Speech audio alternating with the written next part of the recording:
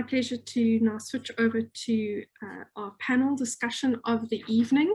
I remember when we first launched ABAN, we had a discussion and we had a presentation by David Rose, and he was really talking about the size of your angel investment portfolio and how having a diverse and large portfolio is absolutely essential if you are going to be an effective angel investor. But I think many of us on this call will know that if you are not running a fund full-time, or even if you're running a fund full-time, doing a large number of deals and managing a large number of deals is a significant time commitment and is quite challenging. So how do you build really large portfolios so that you have this diversity and you can actually take advantage of portfolio strategy, but you still need to manage and interact and add value to all of your investee companies? There has also been the rise of Secret Santa, which Ayanda has been following on Twitter, the African angel who has done 100 deals. We are still to identify them, but looking forward to identifying who Startup Santa is, or Secret Santa is. But we see more and more angel investors who are building really large portfolios of deals. So with me today, we have 3 angels. Yemi, I'm going to start with you, the wonderful Yemi Keri, who is also a member of ABAN, one of the founding members of Rising Tide Africa, and has 16 angel investments in her portfolio, but looking at building out her portfolio. And then we have Raj, who's done a number of African and international deals. So Raj is from SM River Ventures, and I'm going to ask each of the panelists to do an introduction shortly. And then we also have Idris from Afropreneur, and Idris has done over 50 African deals as well. So I'm going to stop sharing my screen now so that we can switch over to everyone. And Raj and Idris, if you don't mind switching on your cameras for the panel discussion.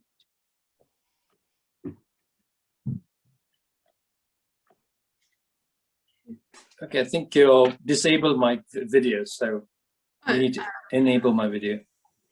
Apologies, Raj. That's okay. That's okay. Here we go. Welcome, everyone, and thank you so much for joining in on this discussion. Yemi, ladies first, would you like to introduce yourself and just talk a little bit about your angel investing journey? Okay, good evening, everybody. My name is Yemi Keri, and my day job, I run an information communication technology firm to earn my living. I also run Rising Tide Africa, which is a group of business with female angel network investors. We're trying to galvanize women to make sure that they see angel investing as another asset class, other than your real estate or your financial instruments. We started out our journey really with from Lagos Angel Network, where we were surrounded by a lot of men, and we found out that a lot of the men were getting, you know, the pitches, and we're getting invested in. And I mean, Ndidi and I were in the room when one lady walked in, and she had a good product, but she wasn't delivering properly. So before she even finished, we told them, you know, time out, time out. We took her for a bit, for about a month or so, and we sort of mentored her and brought her back. And guess what? Everybody was interested in investing in her. So we from then on, the journey for Rising Tide started, because we realized there was a gap. We realized that we could do something to improve the ecosystem. We also realized that we needed to ginger these women entrepreneurs, for them to be able to be audacious about their products and the services that they were providing. And so we started off Rising Tide Africa. Rising Tide Africa, the name came out of Rising Tide Europe, actually. Isabella mentioned that we met a long time ago. Pretty much the Rising Tide Europe and Rising Tide US wanted to come into Africa to try and invest. And instead of us, reinventing the wheel, we decided to collaborate with them. However, the market in Europe and the US for angel investing was so mature that we were not able to, get those kind of deals that they wanted at the time. And we even toyed with the idea of starting a fund, and they were talking about $100 million fund. Whereas we were looking at bringing up these young entrepreneurs and starting it. But today we have done about 16 investments. We're closing out 3 in the next 2 weeks. We are 64 members strong. We actually started from Nigeria, but now we have members from Kenya and South Africa. Our deals are cross continents, sort of, we have Delaware and but we have some other Ghana and Kenya. And so that's pretty much about me for now. Thank you. Thanks, Yemi. Idris, thank you so much for joining us. Thank you, Alexandra. So thank you, everyone. Good evening. My name is Idris Bello. They call me the Afropreneur. So I run the Afropreneur Angels Network. But in addition, I am also a managing partner for the Lofty Inc. Management, which is an early stage seed investment fund focused on the continent. So how did I get started on this journey? It actually, precedes LAN, Lagos Angel Network, but also is tied in. I'll explain. So in 2010, along with my partners, Wole Odetayo and Michael Oluwagbemi and Dami Agbola, we co-founded Innovation Hub in Lagos, Nigeria, one of the earliest hubs in the country. And so we were working with entrepreneurs. So fast forward 2 years later, 2012, early 2012, we were looking for seed funding for some of these companies. We couldn't find. And so we thought, since we had lived, the 3 of us were in the US and 1 partner was in Nigeria. So we had the idea of copying what was happening in Houston. There was the Houston Angel Network. We said we'll set up an angel network locally. But we thought quite small. So we said we'll set up something called the Lofty Inc. Angel Network, LAN. So we approached InfoDev, the InfoDev unit of the World Bank for sponsorship. And they said, why don't you make this more open? And actually, that is what led to Lagos Angel Network. Because we then took out the L from Lofty Inc., changed to Lagos Angel Network. And in June 2012, 9 years ago, myself, Wole, Michael, Uncle Tommy Davis, Emmanuel Luwatosin, and several other people started what is now called Lagos Angel Network. And I had to give it to Mr. Dr. Sulaiman and Uncle Tommy Davis with the idea. They took the idea from just an idea and again, to become what it is today. But that was really how we got started in that space. But fast forward 6 months later, I think as LAN was forming, we weren't patient enough because there was so much work that had to be done. And we were seeing these companies that needed funding. And in very early days, LAN will have this demo event and people will come there. And there was more talk than there was action. And we couldn't stand that. So we went back and said, okay, fine, we're going to start our own angel network anyways, and we don't even need the World Bank, right? So about 4 of us, myself and Kevin, Simons, and a few other people, we then took early withdrawal from our 401k in the US and actually started a small fund. We started the Afropreneurs Angel Group, AAG, as we called it then, and I started investing in late 2012, early 2013. And again, we just went on and on from there. And I think what became Andela, Fora, was actually our 4th investment then. So that's grown from about 3-4 people in the angel network, where today we actually have 180 angels across the continent and the diaspora, spread across multiple sectors, multiple African countries, multiple countries in diaspora. We have in total invested in 134 companies. 64 of them are African companies. The rest are spread from the US to, even for those in the US, a couple of them are by African founders, but US, India, Pakistan, Lebanon, we've actually caused, yeah, so again, so 134 investment, about 64 in Africa, about 60% of that in Nigeria, but closely followed by Egypt and then Kenya, and a few are spread across the continent. Yeah, and that's where we are today. So again, 180 angels are thereabout, and we keep growing, right? But it's a member referral system, so it's not an open angel network. So basically, just add by referral from members, and that's what we do today. Thank you. Thanks, Idris. Raj, last but not least, welcome. And please tell us about yourself and your angel investment journey, even though you are based in the UK. And your Hey, Alexandra, Yemi, Idris, great to be here. So my name is Raj. I'm originally from Malaysia. I grew up there. I came to the UK to study law because I couldn't count and I didn't like blood. My mother wanted me to be a doctor. So I qualified as a lawyer. I did corporate M&A for about 5 years. Then I did project finance. I was a partner at what is firms now called Dentons, which is today the largest law firm in the world. I still practice as a lawyer in London, but in 2010, I stepped down from the partnership to do 3 things. One was to help them build an Africa practice. 2, to leverage my connections in the Middle East and Southeast Asia. And 3, to do something fun. And so this is my one hat. So with my other hat,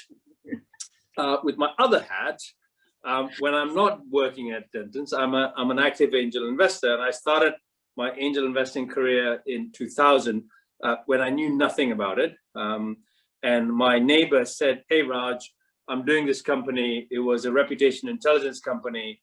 Would you like to invest?" And I said, okay. I gave him 10,000. 2 years later, he gave me 30,000 back. I thought this is quite good. I mean, that's not bad. Along the way, I've made lots of mistakes. I've invested stuff. I've lost money. I've made money. But I think what happened was, as my I had more time, as I was not a fully fledged lawyer at Dentons anymore, I became much more interested in angel investing.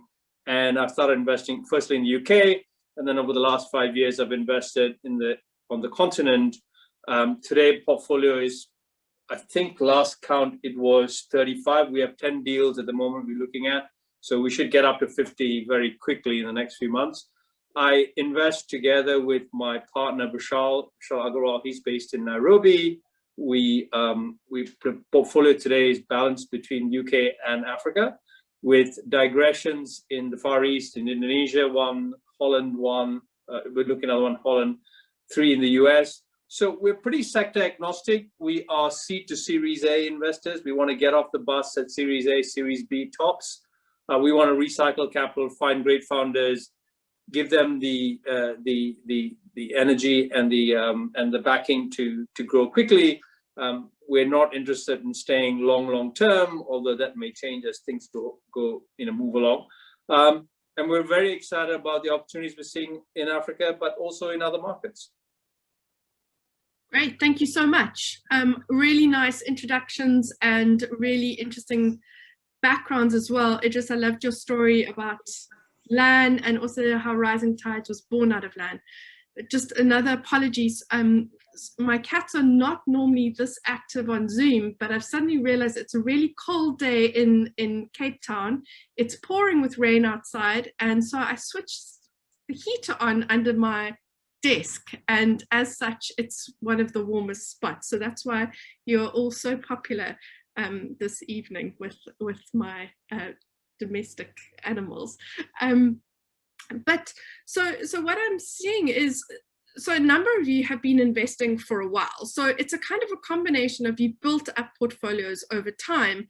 And what I'm wondering from those of us who have maybe, only recently got into angel investing, or, maybe we dipped our toes in the waters, got badly burnt. Not everyone makes their money back and a hefty profit on their first deal, like Raj did.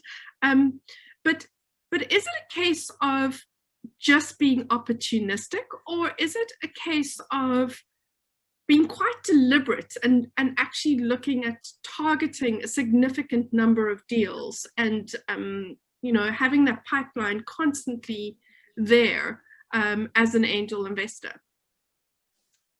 Well, maybe let me open the conversation. So I think the first thing that I would say, and again, I wish someone had told me this stuff when I was starting, right? So the first thing I would say is that today you've got so much resources and material and know-how out there. So if you're interested in the sector, read, understand, follow people, you know, and absorb material. Look, I mean, you know, about 5 years ago, I read a book called Angel by a guy called Jason Calacanis, and he said, and I remember the quote that I remember is that you can take $200,000 and do an MBA, or you can take $200,000 and invest in 20 companies. You probably learn much more than doing an MBA, and you probably make money on it as well. So I think my first advice to anyone wanting to get into space is that resources are there, they're available. So read, understand, follow, get advice before you jump in. Look, here's a book that I would recommend anyone getting. It's called The Fundamentals of Angel Investing. It's by a guy called Hambleton Lord and Christopher Mirabel. Get the book, read it.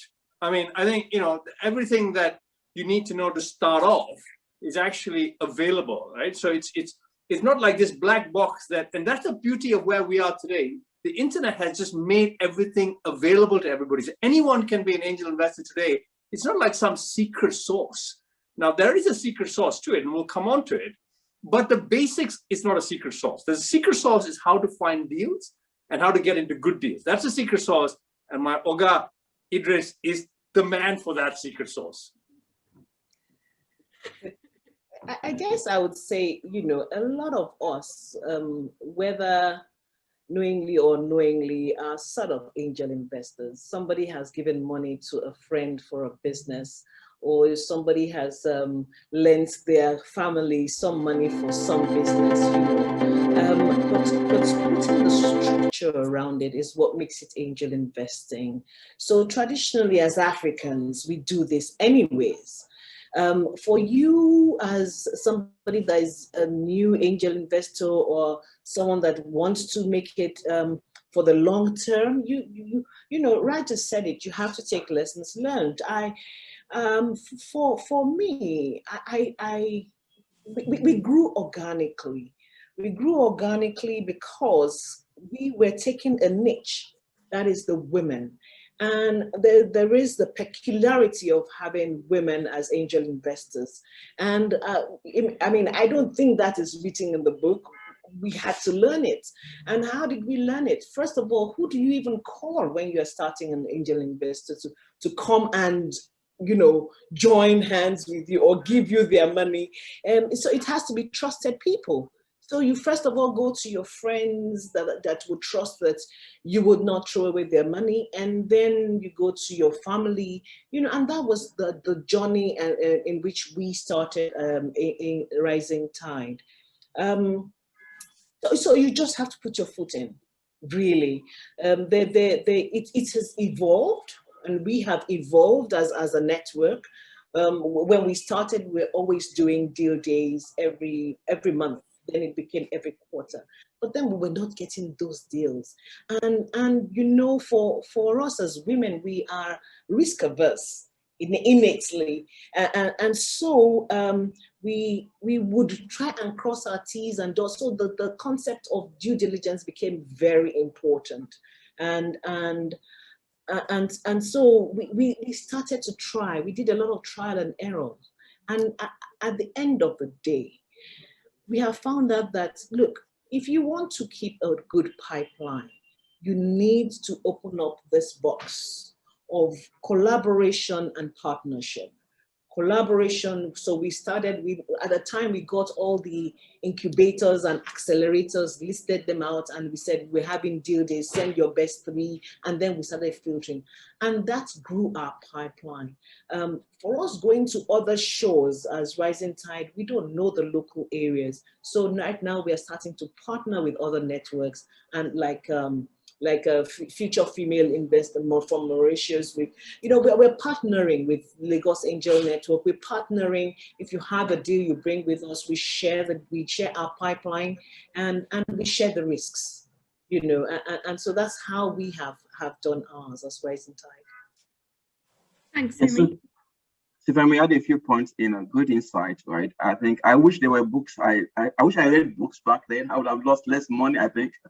Because I like to joke that we got an LLM in the process, learning by losing money, right? Because unlike our first couple of deals were money losing. But like Yemi said again, I think the sector is just what's different, right? We all grew up in Nigeria investing in each other, right? In putting money in people, in friends' businesses, which almost never came back. But we just kept on doing it. Right? And what was just different this time was technology.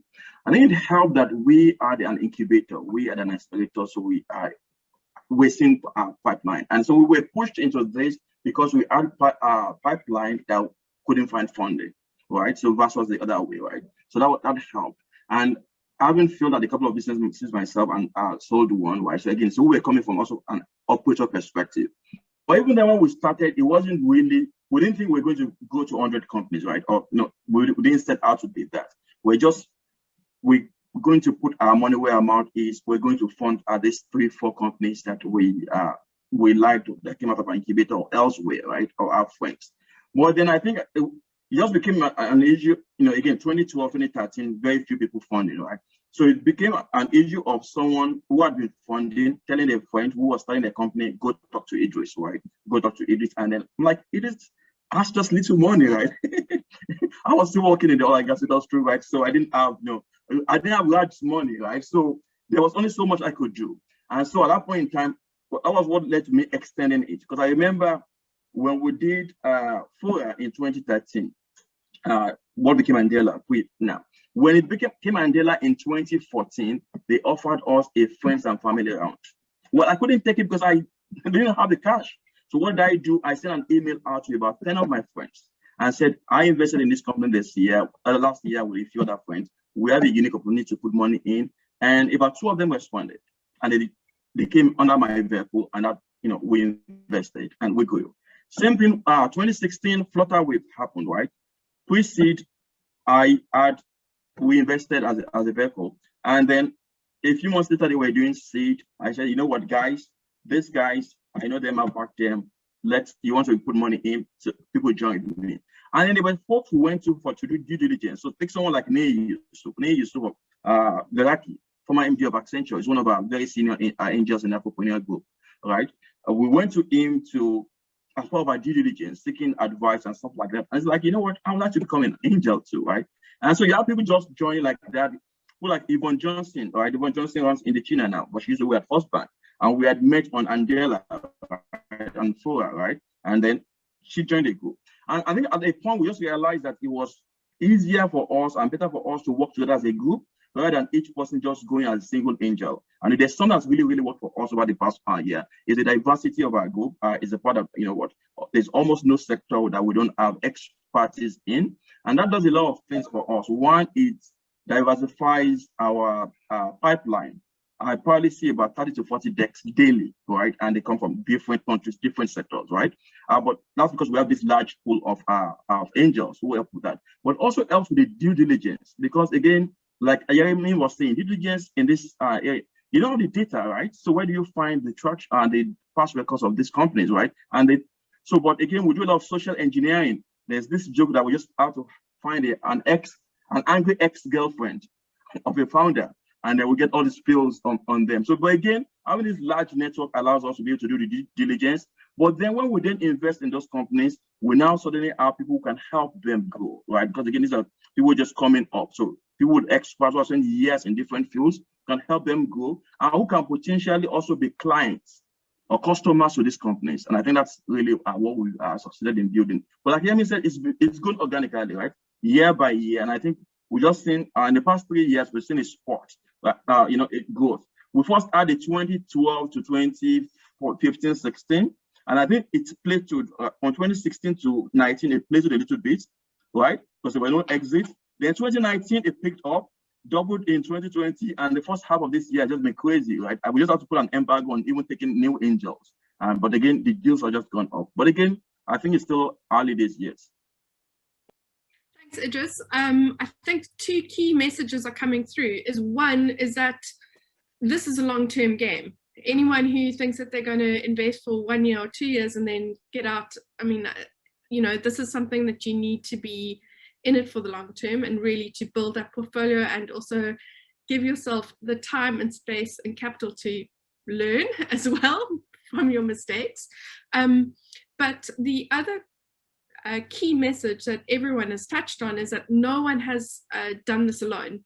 So everyone has relied on their networks in terms of deal sourcing, kind of referrals, a bit of due diligence, a bit of social checking.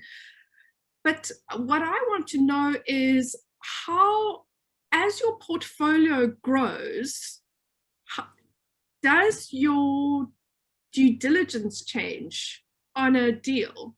And so what I'm wanting to know is, do you almost kind of develop shortcuts to, if someone almost like a, if you know another angel or another group is investing in the deal, do you almost say, do you almost say yes immediately if the deal seems good on, in paper? Because, Raj, you're in London, I know your partner's in Nairobi, but you all seem to be doing deals in multiple countries. And how do you kind of get around that due diligence and building that relationship with the founding team in every deal?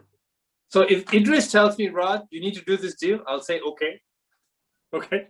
Right. Now, but I'm being slightly facetious, but I'm also being slightly correct. If Idris says to me, Raj, this is a deal you need to get into, I will take it much more seriously than anybody else in my network, or very few other people in my network. Okay, so that's the first thing.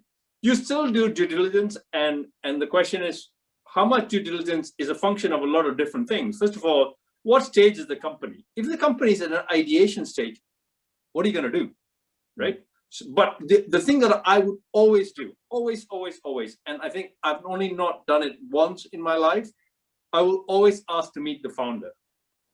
Okay, it doesn't matter for 20 minutes, 30 minutes, 1 hour. I just want to look him in the eye, ask him a few questions, and get to build a relationship with him, because I think that is kind of the most important thing that as an angel I want to do, is to understand where my money is going into. Because, I posted today, it's all about the jockey.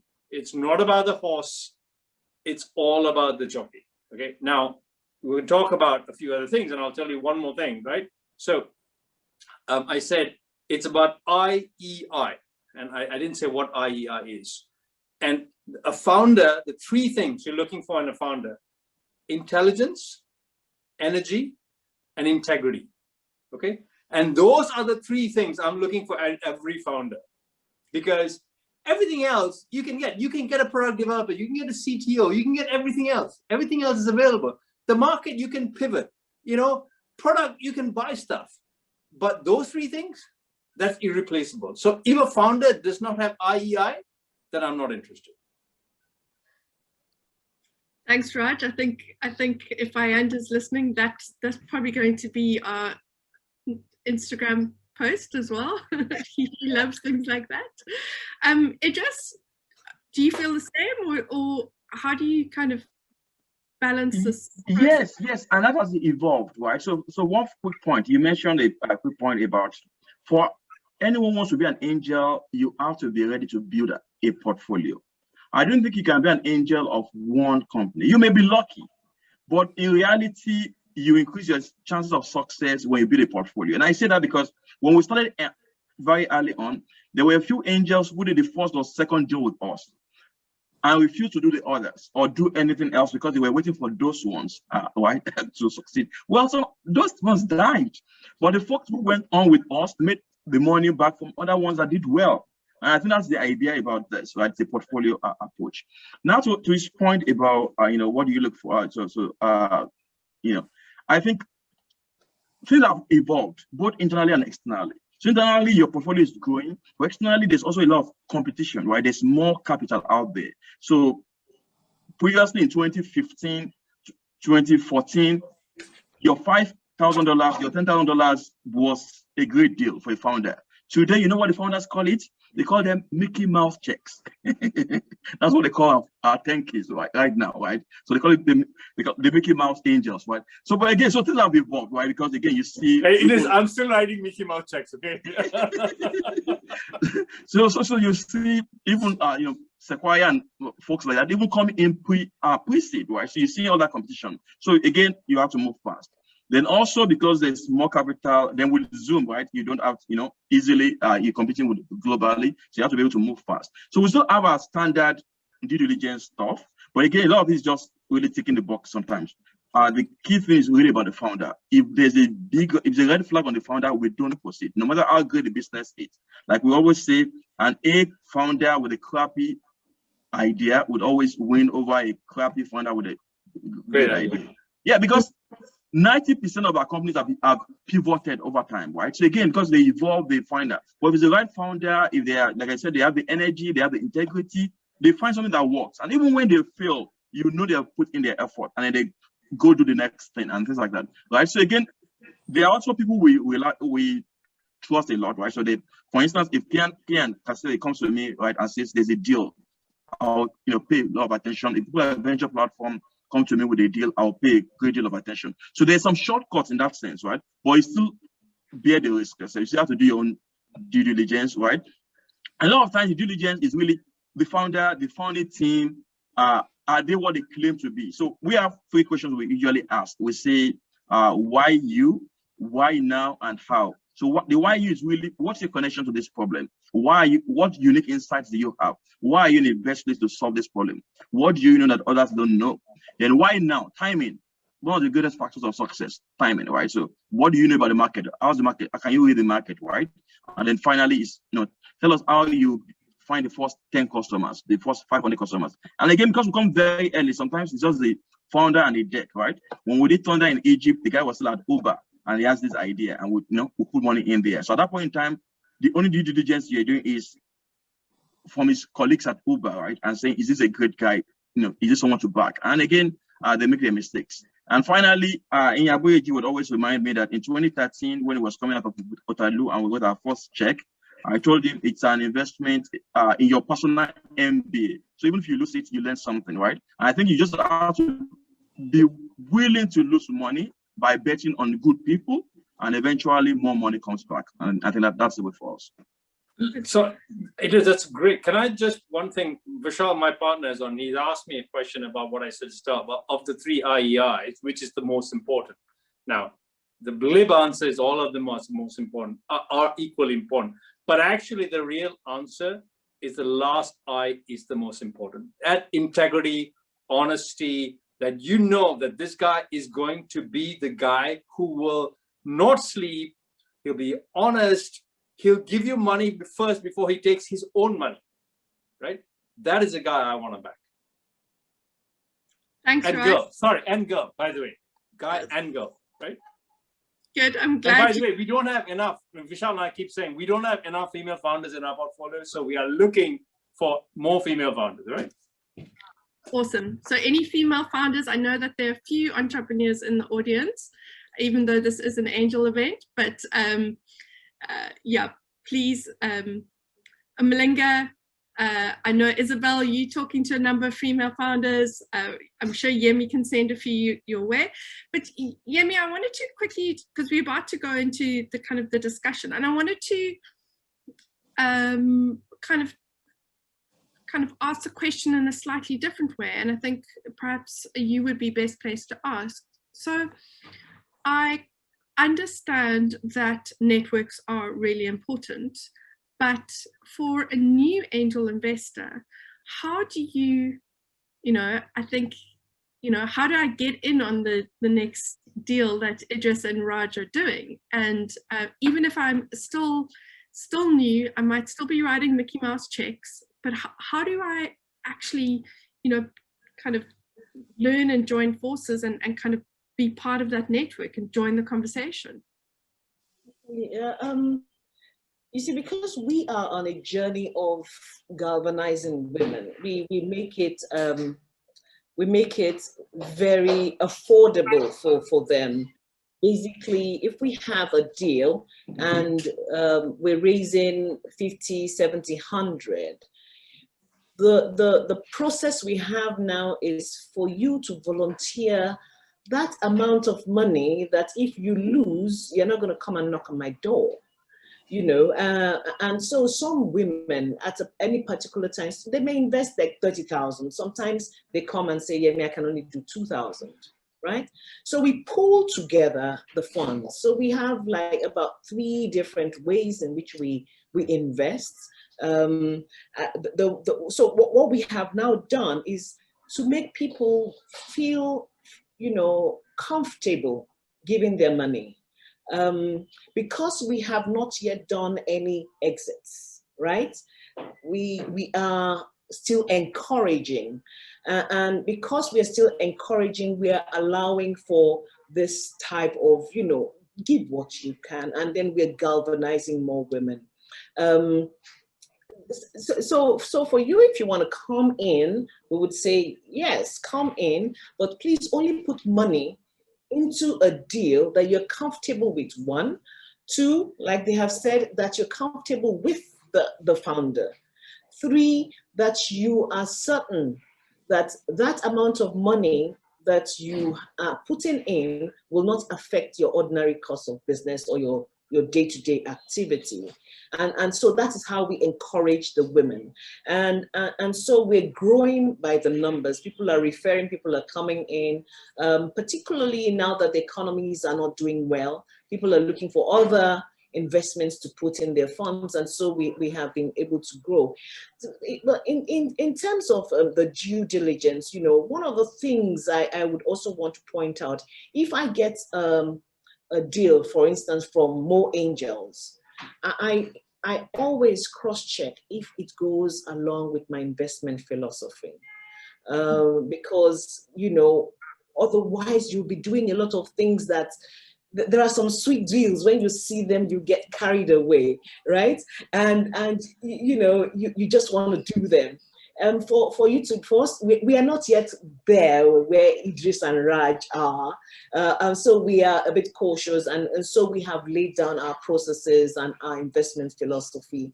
So we tend to filter along those lines before we can then go ahead and then do the deals. Thanks, Yemi. I'm very aware that we've hit 6 o'clock, and I know that there must be a number of questions from the audience. So just to remind you all, you are welcome to ask your questions in the Q&A function. I can also see that people are posting questions in the chat, but if you would also like to raise your hand, then we can take questions there. I will try and be the question conductor. Just one point before you go. Yes. So I actually just went through our list right now. So of the 178 angels, actually 42 of them are women, are female. So not bad. we could do better, but again, it's. I think I was even surprised we had that many women. Yeah.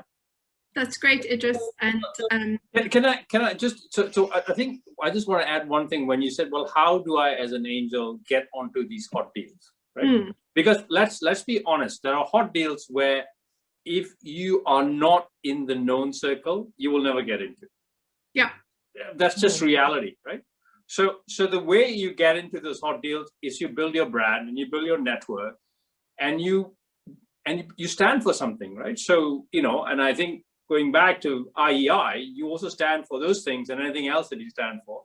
And you let people understand what your value add is, right? I know what Idris's value add is. I know what my value add is. I know what Vishal's value add is. And after a while, you become known as angels who have some value adds, and people will start coming to you.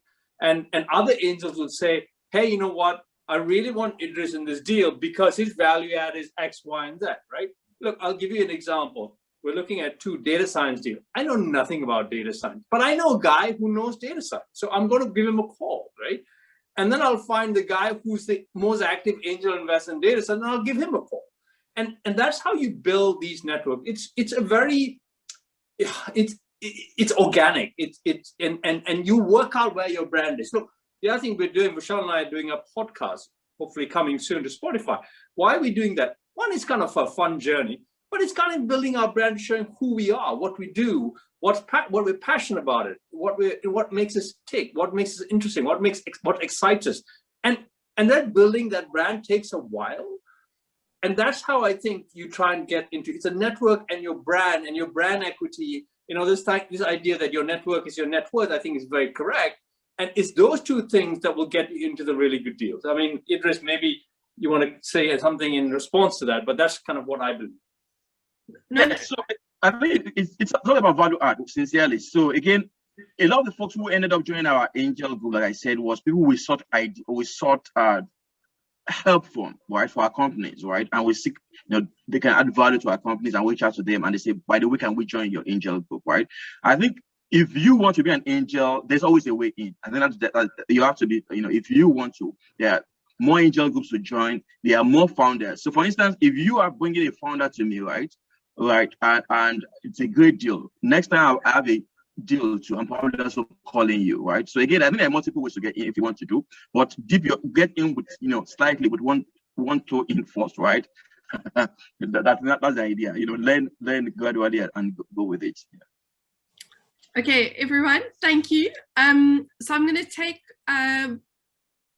so I'm going to give each angel a question, just so we get through them in enough time. So Elvira has asked, what kind of documents do you use when pooling many angels? Idris, I'm going to give this one to you. We evolved. So we started off with just my emails. Then we went on to Excel documents on my table, then went on to Google Docs.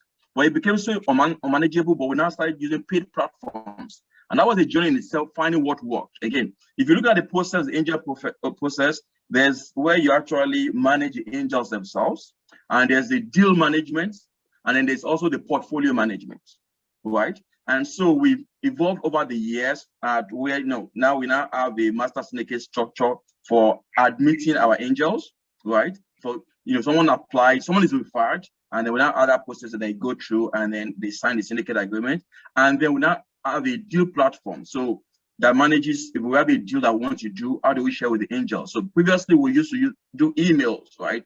But now we have one of our portfolio companies, Connectivest, so who has built a platform for angel management. Naturally, it's been talking to ABAN and a few other people, but that's what we now use to manage deals. So when there's a new deal, we post it in there, the angels see, they can signify, and just makes the management so easy. We tried angel list again, but the costs are exorbitant for African angels. All right, so you can't even do that. So we now use Connectivest. We've not solved the payment part. Payment is still quite, manual, working through all the stuff, but at least the deal management. Then we use Seraph for the portfolio management. Raj was showing a book earlier, that book by, so that the writers of that book, amazing platform. So Seraph is led by Whitney now, amazing lady. And so that's where we manage all our portfolio companies. All this 134 companies today, you can find them there, you can track the evaluation. Each individual can log in and see what deals they've done, what was the last report that was provided, what's the evaluation, what exits have we had, what up valuations have we had. So again, you start small, but again, I think today there are now more and more tools that you can use, right? And inexpensive tools that you can use to manage that. Thanks. And I think there are more and more platforms, right? So there's Seraph is one. There's, I think Idris, AngelList is expensive. I don't know what Idris you're invested in, but we're certainly talking to Sidecar. So Sidecar is another one. Voban is another one. So these platforms has really helped democratize this whole process, right? So it's easier to manage, it's all online. They do the KYC, they do a fund management, etc. And the costs are coming down. So it is getting easier actually than harder. But also, the other thing I would say is that, I put syndicates together where it's just friends, and everybody trusts each other. You have a simple document, you have an SPV, and that's it, right? Or you don't even have an SPV sometimes. Great. I think we could do a whole panel discussion on tools, technology tools that make how to manage angel groups and portfolios. I know it's something that we've been having debates about, so I've been taking notes here. So Tabo asks if we could touch on the, broadly speaking, through the returns on your portfolios, and kind of what kind of return profiles have you seen to date? I don't know how many exits you've done or kind of how you've valued your portfolios, but if Yemi, perhaps if you'd like to speak around portfolio returns. Well, we haven't done any exits right now. What we're doing is we're doing, looking at our traction. So we use Seraph as well. And what we're doing is, at the time of investment, this was the valuation, and we keep tracking based on updates and whether they've gone to Series A or they have follow-on rounds. And so we measure the traction. So we know that this one we're at 2x, or this one we're at 5x, or this one we had gone down. So that is pretty much how we have done ours until we get the first exits soon. So we've had a few exits. We've had 0 exits, as in where you lost all your money, right? So there's been a series of that, right, where we all lost money. But we've also been lucky enough to have a 3-digit exit, right? So again, so it goes all the way. So I'm not sure there's an exact profile like you said out. So again, because companies are diverse, right? There's some just make sense. You see a 4x exit, and in a short time you decide to exit, right? And there's some, you wait a couple of years and you're lucky you get 60x, you get 100x, but it's not every day you get that. But I think the key thing is, so you yourself you have to define that as an angel group or as an individual, what sort of exit strategy do you have? We have what we call, we joke that we have an exit as you go strategy, which means we invest at pre-stage. By the time you get to the institutional round, Series A, B, and C, we would evaluate opportunities to take money out.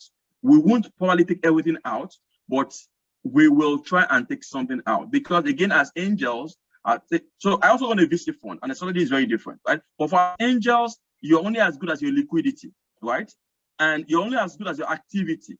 So if you used to invest, but because you have not had any exits and you don't have liquidity, you cannot invest anymore. You start losing out on deals, because by the time people bring 4 or 5 deals to you and you're not doing them, or at least engaging, you don't see new deals. And so you need to be liquid. And so so what we try to, where we have opportunity to provide liquidity to our angels, we will do so. So I'll give you Andela for instance.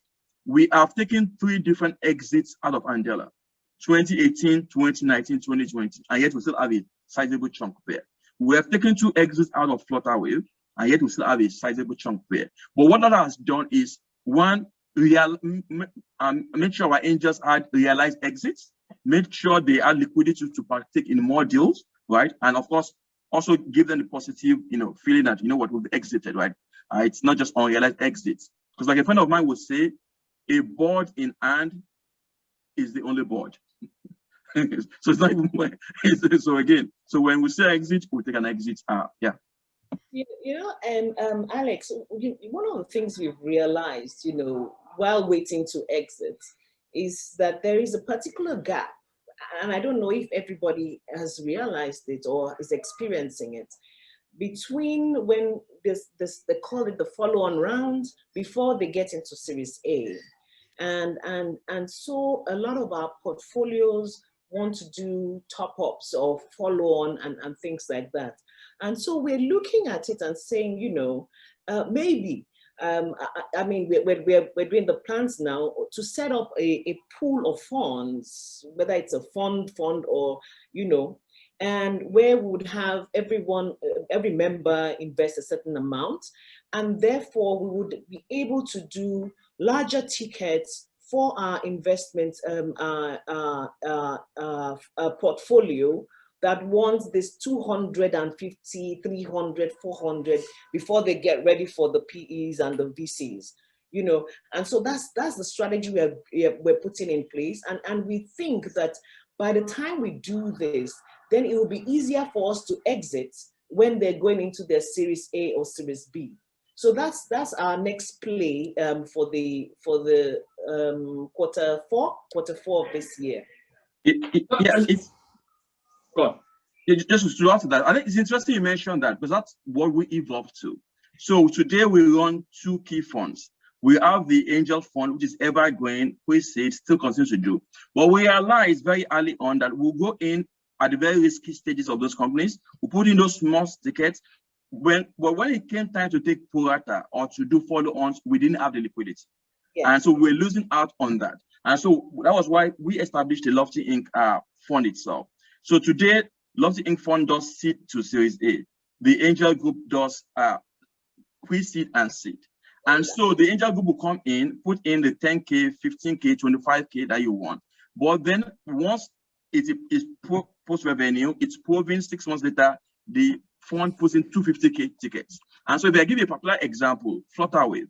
So we went in with Angel $35,000 in 2016 June. By July 2017, Series A, the fund put in $250,000. And so this year, you add the Angel Group exiting partially at 100x, you add the fund exiting at 15x. So again, so yeah, so it makes sense, yeah. Yeah. Right. So yeah. so the answer to your question as to what my returns are is I have no clue. Right. and the reason why I have no clue is that it's really not that important to me. And I know that sounds really glib, in the sense that I know what I've invested in, and I don't need to show anyone, because it's my own balance sheet. I don't need to show anyone that I've made a return because I want money from you. So it's not relevant to me. So for me, what's important is that I know what my companies are doing.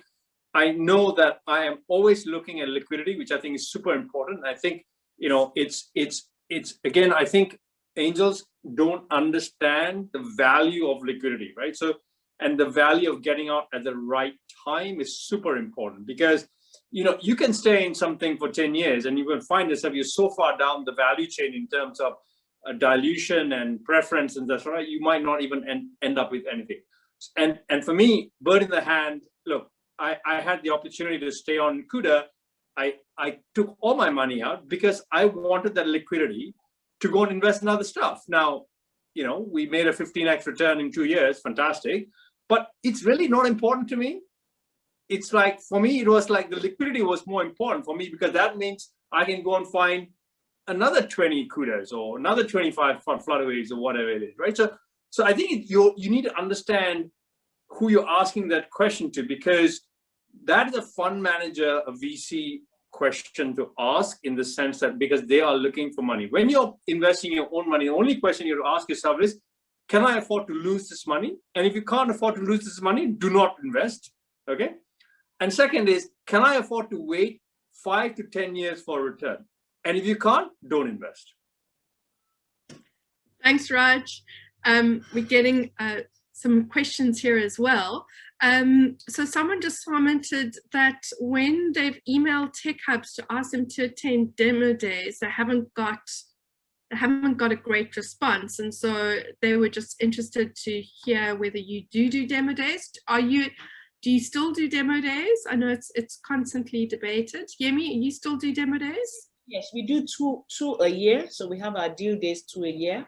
But because we still have to, so we do a lot of mentoring as well. So, I mean, we look at, when we're filtering, we look at some deals that are not yet investable, and we coach them and we mentor them and we do deal days. We combine them with those that we have gotten from the accelerators and incubators, and you know, sort of try and brush them up and all of that. And so, yes, we do deal days twice a year, but every month we look at pitches. Every last Friday of every month, we listen to 2 or 3 pitches that we have seen or that have come to us from referrals of other networks or other angels or founders, something like that. So we are constantly constantly filtering and looking at deals? Yes, so for us, every day is a demo day. So there are deals that we've done between breakfast and lunch, right? But for us, I think also bear in mind we're a full-fledged network, right? So we have Innovation Hub that handles pre-ideation, right? So you have an idea, you want space, so if you come to me and you're just working on, I want to work on an idea, I'm looking for a partner, I push it towards the Innovation Hub and you spend time to build up your idea. Then if it's an MVP, you want to go to market, then I can talk to you at the angel, at the posted level.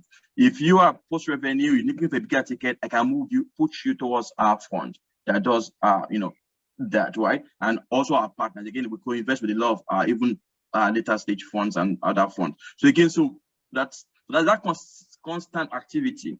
Also, the interesting thing is the way we build our own deal origination and review. It's really been leveraging on people. So today I get a deal, email, website, LinkedIn. My LinkedIn is clogged up with decks, right? And stuff like that. But then we have about, like I said, about 13 to 15 experts who are part of our angel group and who have volunteered their time for this. And so constantly they're getting the emails based on the sector that it is. And then as an angel, as someone who's reviewing deals, you have to find it easy to say no. So we say no a lot because it just makes your life easier. Saying no, right? Again, right? So say no and again, no, this, right? Then the ones that make sense, get pushed towards the experts. They're doing the review. We're doing the initial questioning by emails, right? And then if we find it interesting enough, then we jump on the call, right? And we looking for stuff. And then before it goes through the process. Now that process will take anything from 1 hour to a month, right? Depending on how hot the deal is, how complicated it is, how clear the opportunity is, and stuff like that. So no two deals are really alike. But again, I think it's a constant thinking. But for us, we also like to also co-invest with other people. So I think we come to this with an abundance mindset.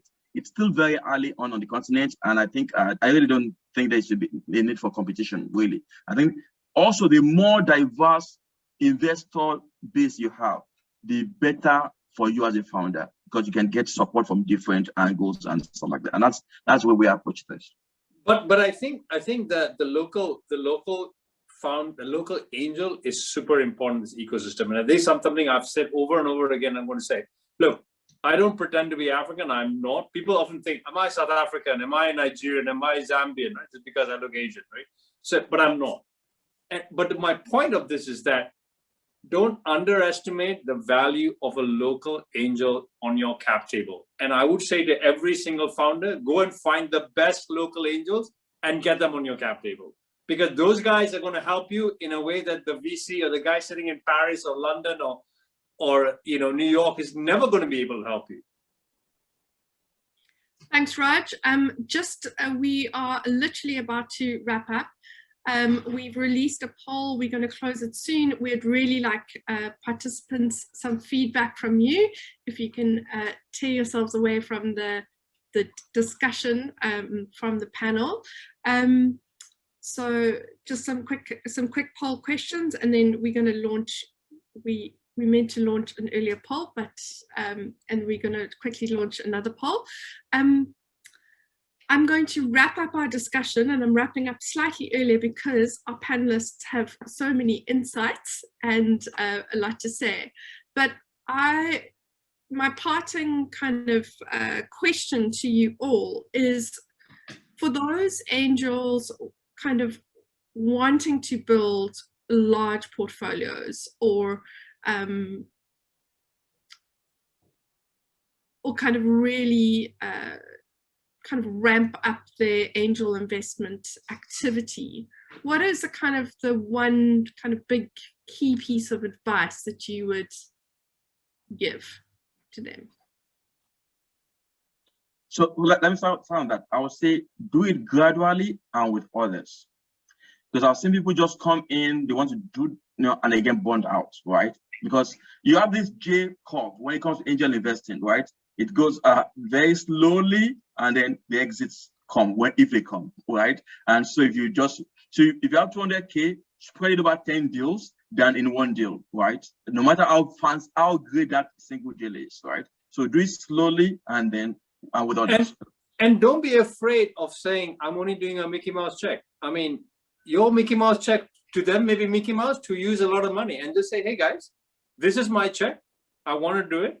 Are you willing? And it's also about, look, it's also about the network, right? If you have a good network, people will, I've taken angels on board that are doing a $5,000 check, and the founder will say, why? I said, because I value his input or her input, okay? And the founder will say, okay, so it's not binary, right? Just because you're writing a 2,000 check or 5,000 check or whatever, doesn't mean that you don't get to do the deal. And actually, the minimum investment in our syndicate is $1,000.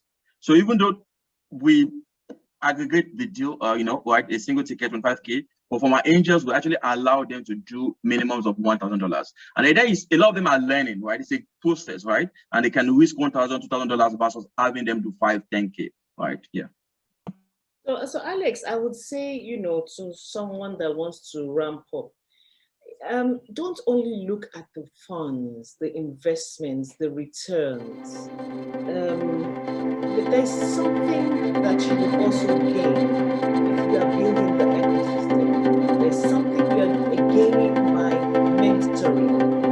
There's something that you're gaining by giving back, educating the entrepreneurs because you have been there or because you have learned on your journey. So it is not always about the returns. I mean, for us at Rising Tide, we do a lot of mentoring. Why? Because even for our portfolios, we try and grow them. We try and take them along, because if I give my time and I give my energy and I give my knowledge, I also believe that is a part of the growth. It's not only the money that makes that business succeed. 100%. And someone commented, Harish, who's a friend of mine from Nigeria, commented, it's not just about the return, it's about the impact. But I would say it's not about the impact, not only the ecosystem, it's the impact on yourself. How do you feel about yourself? How do you feel? Do you feel good when you invest in someone, when they succeed, when you help them? I mean, I think that return for me is as important as a financial return, right? I mean, I get so much joy from us talking to the founder and seeing his progress and seeing his ups and downs, and seeing them progress. I have one founder, I was her first check, and she's just about to do about to close a seed round.